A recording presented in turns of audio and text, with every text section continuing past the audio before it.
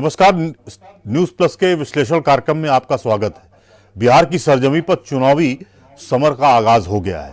पहले चरण का नामांकन खत्म हो गया है, लेकिन महागठबंधन में गांठ खुल गई है और जेएमएम ने नाता तोड़ लिया है। उसने आधा दर्जन प्रत्याशी भी घोषित कर दिए हैं। तीसरा मोर्चा भी महागठबंधन को आंख तरेर रहा है। ओवैसी ने भी कैंडिडेट घोषित कर दिए हैं और साफ कर दिया है कि वह 35 सीटों पर कंटेस्ट करेंगे। फिलहाल महागठबंधन जूझ रहा है लेकिन गठबंधन में तमाम प्रयासों के बाद मनभेद का सिलसिला लगातार जारी है। लोग सवाल कर रहे हैं कि क्या नीतीश कुमार सीएम रहेंगे या नहीं, क्योंकि चुनाव में तो सतरंजी बिसात भाजपा ही बिछा रही है। इसी पर विश्लेषण करेंगे। हमारे साथ पटना से राजनीतिक विश्लेषक और बिहार के साथ पूर्वोत्तर राज्यों की पॉलिटिक्स नब्ज को करीब से जानने वाले डॉक्टर संजय कुमार जी हमारे साथ होंगे। डॉक्टर संजय जी, नमस्कार के साथ आपका स्वागत है।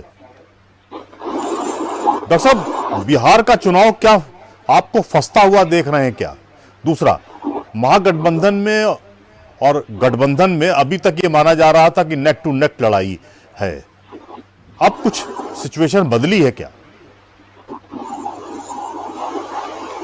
देखिए, इंडिया अलायंस में अभी भी पेच फंसा है जी।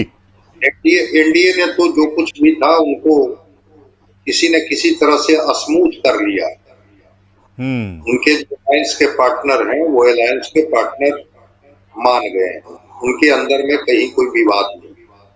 अच्छा। अमित शाह भी 3 दिन बिहार रह करके गए हैं और कल ही एक कॉन्क्लेव में मैं भी था। उन्होंने स्पष्टता कहा जी कि एक पार्ट जो बिहार का था, एक दशक जिसमें बिहार को लालू प्रसाद जी के जंगल राज से निकाल करके स्मूथ करने की कोशिश की, जो दूसरा पार्ट था उसमें हमने बिहार को सड़क, बिजली और पानी दी।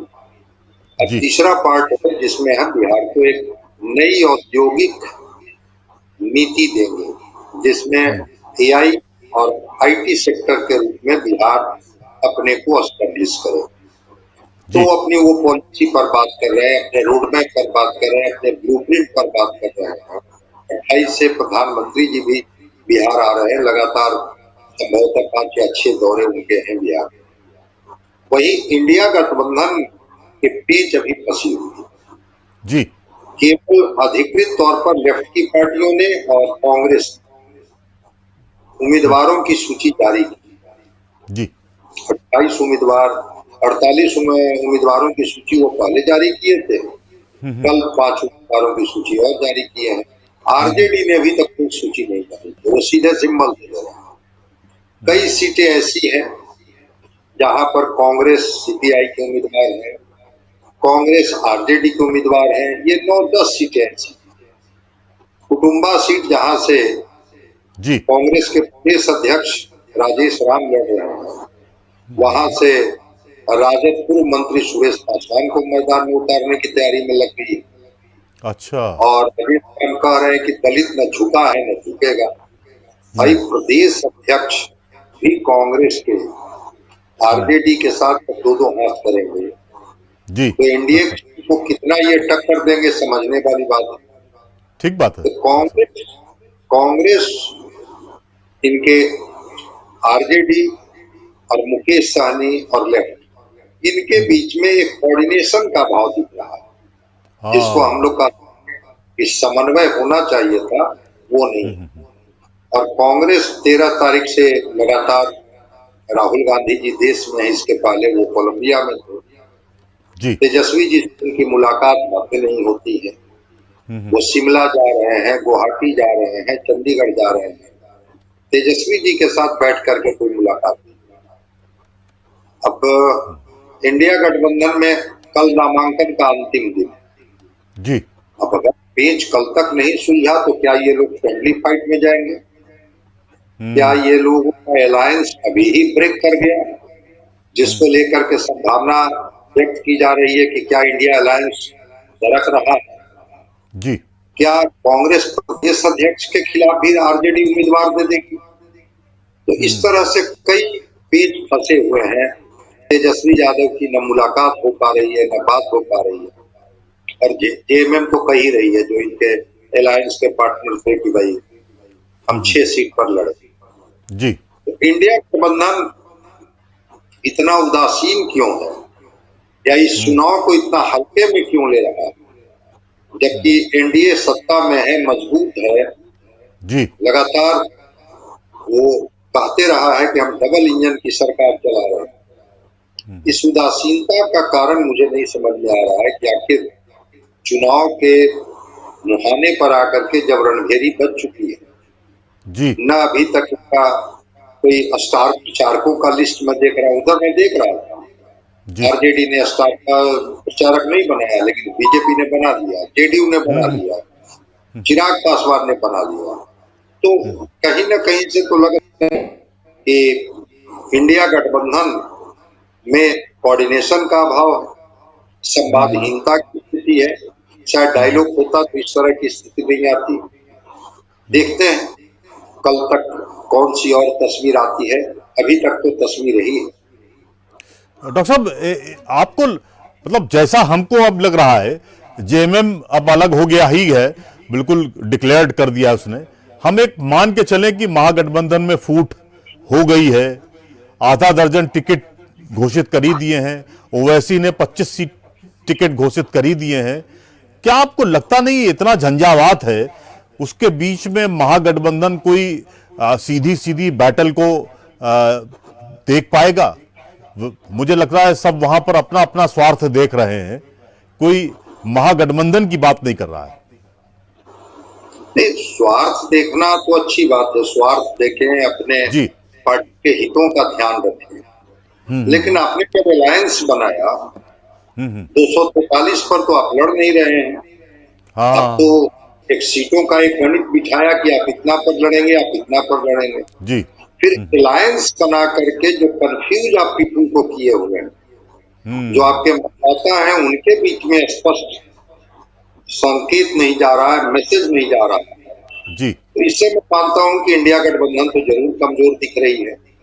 कल अपने सामने की लड़ाई में ये कितना ताकत से, क्योंकि ऐसा माना जा रहा था कि प्रशांत किशोर जो जनसुराज, जी। वो जनसुराज 243 पर लड़ रही है, और माना जा रहा था कि वो बहुत मजबूत स्थिति में नहीं।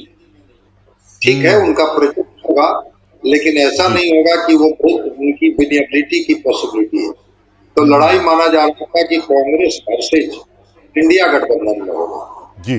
जब सॉरी एनडीए वर्सेज इंडिया गठबंधन। जी। तो एनडीए ने तो अपनी तैयारी कर ली कि भाई हमारे 5 अलायंस है, हमारे बीच सीटों का समझौता हो गया, संयुक्त तौर पर प्रचार करेंगे, जनता के बीच में जाएंगे, और ठीक है, जनता जो तय करेगी हम उसको मानेंगे। इंडिया गठबंधन क्यों नहीं अभी तय कर पा रही है?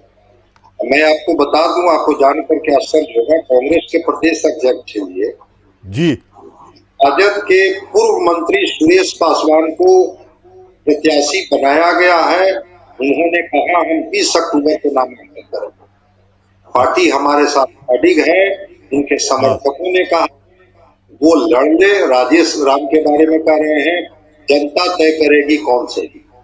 तो आपको लग नहीं रहा है कि इंडिया गठबंधन पहले आपस में ही लड़ रही, आपस में ही एक दूसरे को कह रही है कि भाई आप थोड़े मजबूत है, मजबूत तो हम है। तो ये जी। अलायंस समीकरण है भाई, जिसमें वो कह रहा है कि वो लड़, जनता तय कर देगी कि कौन मजबूत है कौन कमजोर है। ठीक कह रहे हैं आप। तो ये इलेक्शन न लड़के आपस में लड़ रहे हैं, ये चीजें एक दिख रही है कि, और जेएमएम एआईएमआईएम जिसके तरफ आप इशारा कर रहे हैं, जी। आज भी सीमांचल में उनकी मजबूत स्थिति है। पिछली बार भी 5 सीटें तो वो जीते ही थे सीमांचल।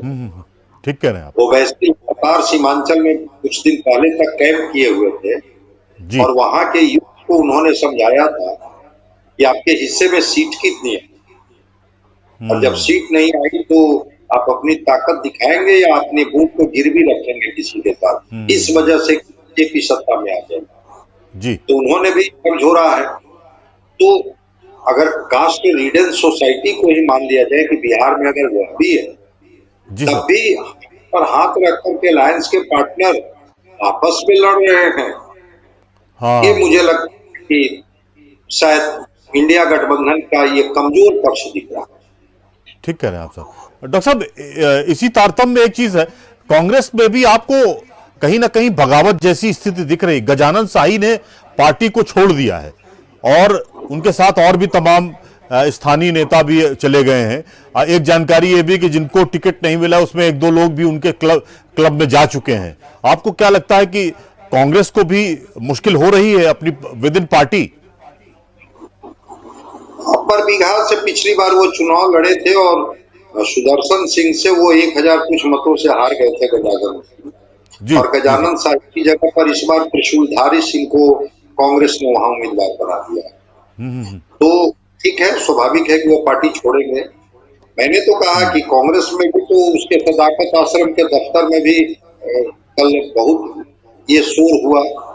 एयरपोर्ट जी। पर आपने वो तस्वीरें भी देखी होगी, हाँ कैसे हाँ। राजेश राव अल्लाह बरू भागे जा रहे हैं और उनके कार्यकर्ता उनको खदेड़ रहे हैं। आपस में कार्यकर्ताओं में जुत्तम पैजार हो रहा है। ये सुखद दृश्य तो नहीं है। और कहा जा रहा है कि इन्होंने टिकट बेच दिया, वो पैसे वाले लोग हैं उसने खरीद लिया।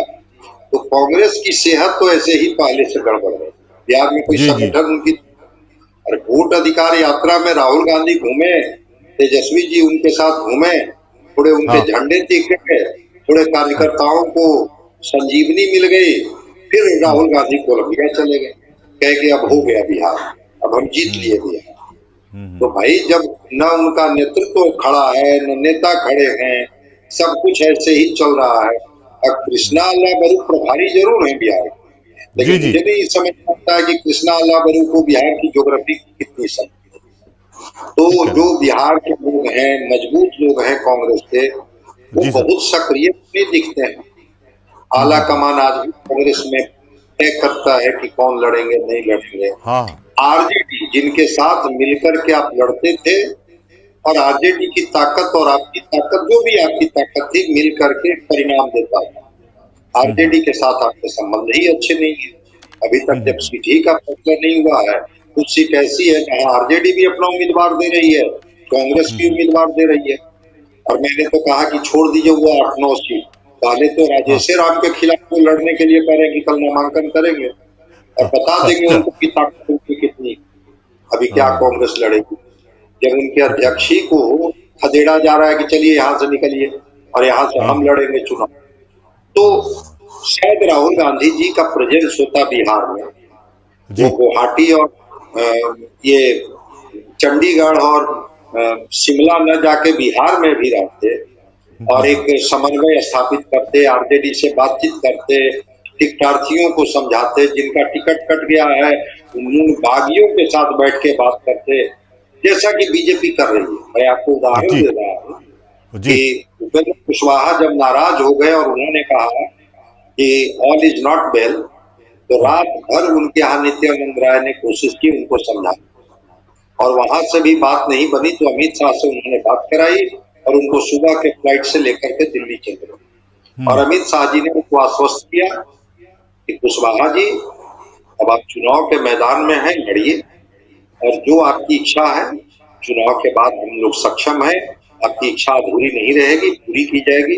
लेकिन चुनाव के बीच में इस तरह से रूठने मनाने का दौर चलते रहेगा तो नुकसान हो जाएगा एनडीए को। तो वहां पर ठीक। पैचअप कर लिया जाए। यहाँ तेजस्वी जी से राहुल नहीं मिल रहे हैं, राहुल से तेजस्वी नहीं मिल रहे हैं, तेजस्वी जी का मोबाइल स्विच ऑफ आ रहा है, 1 बजे बुला दिया जाता है कि भैया आइए आपको बुलाया जा रहा है, 2 बजे रात तक जो है वो इंतजार करते रहते हैं उम्मीदवारी के ये में, और 2 बजे के बाद कह दिया जाता है कि आज कोई निर्णय नहीं हो पाया, अब बात बताइए। कई दृश्य आपको मिलेगा बिहार का जिसमें कोई पोता जी। फाड़ रहा है, कोई रो रहा है, कोई कह रहा है कि हम सुसाइड कर लेंगे, कोई कह रहा है कि टिकट बेच दिया गया, कोई कह रहा है कि संजय यादव हमसे इतना पैसा मांग रहा था, कोई कह रहा है कि अल्लाह बरू इतना पैसा मांग रहे थे। गजब गजब की तस्वीरें दिख रही हैं। तो ये जो तस्वीरें हैं वो इंडिया जी। गठबंधन को कमजोर ही तो कर रहा है। बिल्कुल जनता ठीक का कह रहे में तो उत्तर प्रदेश तो जा नहीं रहा। और जब से ये डिजिटल प्लेटफॉर्म आया, हैं। हाँ। वो गांव में बैठा हुआ एक बच्चा भी मोबाइल पर वो देख रहा है कि भाई क्या खेल चल रहा है। तो आप खुद जब यहाँ पर एकजुट नहीं है, तो आप अपने वोटर को अच्छा मैसेज तो नहीं ही दे रहे हैं। क्या ठीक लगता है। है कि इससे खुद ट्रांसफर हो जाएगा? अगर ट्रांसफर नहीं होगा तो फिर तो चुनाव में दिक्कत होगी आपको। पिछली बार का जी चुनाव, एक चीज को समझना होगा, जी। चिराग पासवान पिछली बार विरोध में खड़े थे एनडीए, हाँ। उपेंद्र कुशवाहा विरोध में खड़े थे। इस बार एनडीए के साथ चिराग भी है, एनडीए के साथ उपेंद्र कुशवाहा भी। तो उनकी ताकत बड़ी है, उनका कोऑर्डिनेशन बन गया, उनके यहाँ कोई मरमरिंग नहीं है। और आप अभी टिकट ही नहीं तय किए हैं कि भाई हमारे उम्मीदवार कौन होंगे। अब सोचिए ठीक तो कह रहे हो। कि आरजेडी का नॉमिनेशन का कल अंतिम तारीख है और 53-54 नाम की सूची मैं अभी तक देख पाया 55। अब हाँ। आज सब कुछ कर दे का एक और कल सबको आदेश कर दे कि जाकर के नॉमिनेशन कर दिए, वो अलग बात है। लेकिन अभी तक तो नहीं दिख रहा। ठीक कह रहे हो डॉक्टर साहब। एक चीज, इतना महागठबंधन में इतने सारे पेच हैं, तो मुझे लगता है सीएम को लेकर तो ढेर सारे संशय हैं। अब तेजस्वी होंगे कि नहीं होंगे। राहुल जी ने कभी ये बात कही नहीं कि तेजस्वी सीएम रहेंगे, ऐसा उन्होंने किसी भी तरह का कोई इंडिकेशन नहीं दिया है। आपको क्या लगता है? सीएम तो अलग बात हो गई, अभी महागठबंधन को बचाने की बात हो रही है। वैसे तो जेएमएम ने अलग होकर अपना राग अलाप लिया है, लेकिन बाकी लोग भी कहीं चले न जाएं, इसका भी तो खतरा बरकरार है। तो सीएम का तो चैप्टर लगभग क्लोज हो गया है, मुझे लगता है। हाँ बिल्कुल। और उसके पीछे का एक जो लॉजिक मुझे समझ में आता है जी। कि अभी तो मामले में राउज एवेन्यू हाँ। कोर्ट में सुनवाई चल रही है। जी जी। आईआर की सुनवाई तो हो गई, चार्ज तो इन पर फ्रेम हो गया, चार्जशीट ये कर दिए गए। अब होगा कि ये मान लिया कि जाएंगे ट्रायल में। तो ट्रायल में जब कोर्ट ने चार्जशीटेड कर दिया, उसमें 2 साल से 7 साल तक की सजा है। अगर सजा हो गई तो कैसे ये कर लेंगे भाई। दूसरी चीज कि फिर लैंड फॉर जॉब की सुनवाई है 10 तारीख को, 10 नवंबर को। हाँ हाँ हाँ हाँ। अभी तो आईआरसीटीसी की ही सुनवाई हुई जिसमें पहले सीबीआई ने चार्ज फ्रेम किया, इस बार कोर्ट जी ने जी। चार्ज इनको कर दिया। उसमें अगर तेजस्वी जी आंख साफ निकल जाते हैं, कोई सजा नहीं होती है, उसके बाद में है कि ठीक है ये एक मुख्यमंत्री यही होंगे, तो ठीक हो कह रहे हो। सकता है कि रणनीति के तहत कांग्रेस अपने पत्ते को नहीं खोल रही है। एक दूसरी बात, पहले चुनाव तो जीतिए। हाँ हाँ तो हाँ। ये तो पहले है ना। अब एक बिहार में कहावत है कि जी। भाई पेड़ पर कटहल है और हाँ। अभी वो नीचे आया भी नहीं है और हम लोग ओठ पर तेल लगा करके फिट है कि भाई अब वो कटहल खाया जाएगा। तो ठीक। पहले तो महागठबंधन जीत तो जाए, और महागठबंधन जब जीतता ही नहीं है, उतनी मेजोरिटी उनकी आती नहीं है, वो जो मैजिक आंकड़ा है 122 का ये पूरा नहीं करते हैं, तो एक एक डिप्टी सीएम वाले तो शांत हो गए। जी। एक जो घूम रहे थे वो कभी मछली का कांटा दिखा रहे थे, कभी संतरा दिखा रहे थे, हेलीकॉप्टर में घूम रहे थे, उनका तो ऐसा पेज फंसा कि तेजस्वी जी ने मोबाइल ही उठाना बंद कर दिया। अब वो बेचारे वो दीपंकर भट्टाचार्य फैसला किए तो किसी किसी तरह से 15 सीट में, उस पर कभी हम लोग बात कर लेंगे कि वो 15 सीट जो उनको मिली है जी उस जी। पर कितना गठबंधन जीता है। वो 15 हाँ। सीट लेकर चुपचाप शांत है। अब वो डिप्टी सीएम की बात तो कर ही नहीं रहे, अब वो ठीक कह एकदम रहे हो। शांत है। हाँ और इधर से कहा जा रहा है कि नहीं नहीं नहीं, वो बहुत भरोसे के लायक नहीं है, इसलिए उनके लिए यही करना ठीक है। उनको हाँ। 15 सीट ही हमें देनी थी, इसलिए अंतिम तक उनको लटका के भटका के हमने रखा। अब वो डिप्टी सीएम की बात हम नहीं कर रहे। ठीक कह तो रहे हो। मैं कहता हूँ कि जब तक चुनाव का परिणाम, अभी तो इंडिया गठबंधन को मैदान में जाना चाहिए था, मजबूती से लड़नी चाहिए थी, चुनौती देनी चाहिए थी। इस पार्ट को जब आप नहीं कर रहे हैं और आप लगे हुए हैं कि हम डिप्टी सीएम बनेंगे, ये सीएम बनेंगे, न सीट का फैसला है, न कौन कितनी सीटों पर लड़ेगा उस पर अभी माने जिसको कहते हैं कि सर्वानुमति बन पाई है, फिर ऐसे आप मानते हैं जबकि एनडीए हर बात को लेकर के सक्रिय है, सजग है। जो आपका अपोनेंट्स है, जिसको जी जी। आपको हरानी और जिनको हरा करके आपको सत्ता में आनी है, तो हम लोग इंतजार करें, कल तक देख लेते हैं कि कल ठीक अंतिम सर। जो दूसरी का ये अंतिम है, अंतिम के जी बाद क्या इन लोगों का एक आता है, कोई एकोमोडेट कर पाते हैं कि नहीं, कोई कोऑर्डिनेशन बना पाते हैं कि नहीं, संवाद से सुलझा पाते हैं कि नहीं। फिर हम लोग बात करेंगे कि इंडिया गठबंधन अब फिर से एक बार वार्म अप हो रही है कि हमको कैसे हराना है। अभी तो ये स्थिति दिख रही है, ये जो आज तक की जो तस्वीर है ये मैं शेयर कर रहा ठीक बात है। डॉक्टर साहब एक चीज थोड़ा सा आपसे भी जानना चाह रहे थे, गठबंधन में यानी कि भाजपा एनडीए में आपको लगता है मनभेद अभी बरकरार हैं या लगभग खत्म हो गए हैं, और सबको कहा गया है कि आप चुनाव एक जैसा लड़ें, एक जैसी दिशा में लड़ें, और एनडीए की जो पॉलिसी है उसी के तहत आप आइए मैदान पे।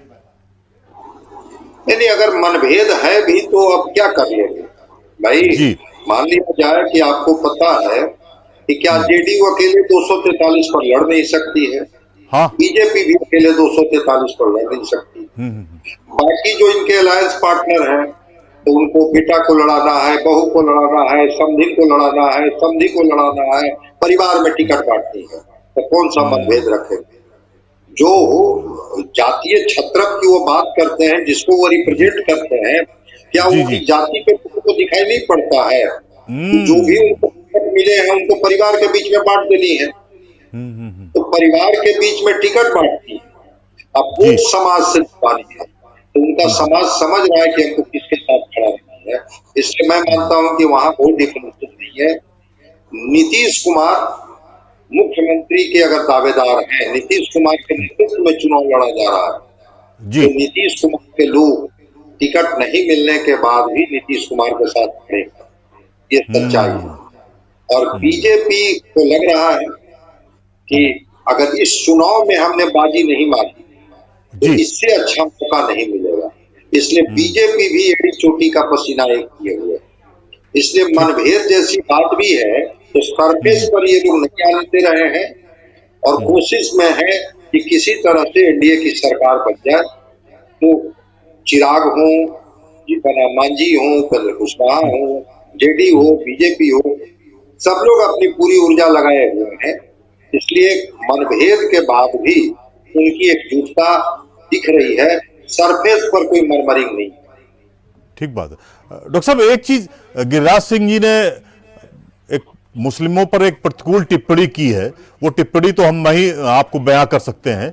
क्या आपको लगता है, और दूसरा विपक्ष ये कह रहा है लगातार कि इस बिहार के बैटल में भी हिंदू मुस्लिम शुरू हो गया है। गिरिराज सिंह ने जिस तरह की प्रतिकूल टिप्पणी बयां की है उसके बाद योगी साहब अभी 2 दिन पहले ही तमाम सारी बातें कह गए हैं। आने वाले वक्त में भी जब प्रचार अपने शबाब पे होगा तो इसी तरह की प्रतिकूल टिप्पणियां सामने आएंगी और हिंदू मुस्लिम शुरू हो गया है। आपको क्या लगता है वास्तव में ये होगा? देखिए, गिरिराज सिंह के बयानों को भाजपा कितनी गंभीरता से लेती है वो तो भाजपा जाने, मैं गंभीरता से नहीं लेता। क्योंकि जो कुछ वो बोलते हैं जी तो उनके बोलने का निशाना ही वही होता है। मैं मानता हूं कि माइनॉरिटी भी इस देश के नागरिक हैं, सम्मानित नागरिक, और केंद्रीय मंत्री के तौर पर वो संवैधानिक पद पर बैठे हुए। जी इसलिए तो इस तरह की बात करना शायद केंद्रीय मंत्री के लिए उस पद की गरिमा के अनुकूल मुझे नहीं लगता है, हिंदू मुस्लिम हो ना हो।